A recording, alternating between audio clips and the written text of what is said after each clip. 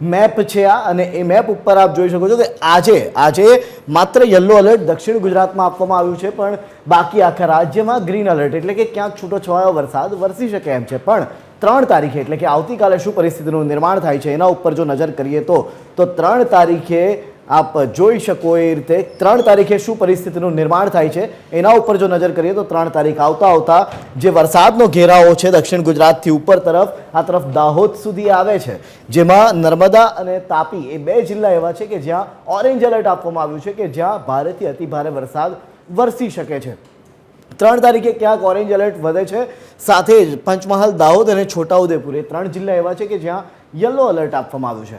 હવે 4 તારીખે શું પરિસ્થિતિનું નિર્માણ થાય છે એના ઉપર નજર કરીશું તો 4 તારીખે નર્મદા અને તાપી 2 જિલ્લા એવા છે કે જ્યાં રેડ એલર્ટ આપવામાં આવ્યું છે અને એની સાથે જ છોટાઉદેપુર, ભરૂચ, સુરત, ડાંગ, નવસારી અને વલસાડ આ એ જિલ્લાઓ છે કે જ્યાં ઓરેન્જ એલર્ટ આપવામાં આવ્યું છે। તો આ તરફ આણંદ, વડોદરા, પંચમહાલ, દાહોદ, મહીસાગર, ભાવનગર, અમરેલી અને ગીર સોમનાથ આ એ જિલ્લાઓ છે કે જ્યાં યલો એલર્ટ આપવામાં આવ્યું છે। એટલે કે જે રીતે હવામાન વિભાગે કહ્યું છે કે 48 કલાક બાદ વરસાદનું જોર વધી શકે છે અને એ આ મેપ થકી સ્પષ્ટ જોઈ શકાય છે। હવે 5 તારીખ ઉપર જઈશું। 5 તારીખે શું પરિસ્થિતિનું નિર્માણ થાય છે તો 5 તારીખ આવતા આપ જોઈ શકો છો કે 20% રાજ્યમાં ઓરેન્જ એલર્ટ થઈ જાય છે, જેમાં આખું દક્ષિણ ગુજરાત આવી જાય છે। આ તરફ ભાવનગર, બોટાદ અને અમરેલીનો પણ સમાવેશ થાય છે અને ત્યારબાદ રાજ્યના બાકીના આખા વિસ્તારમાં યલો એલર્ટ આપવામાં આવ્યું છે। માત્ર કચ્છ, મોરબી, જામનગર, દેવભૂમિ દ્વારકા અને પોરબંદર આ એ જિલ્લાઓ છે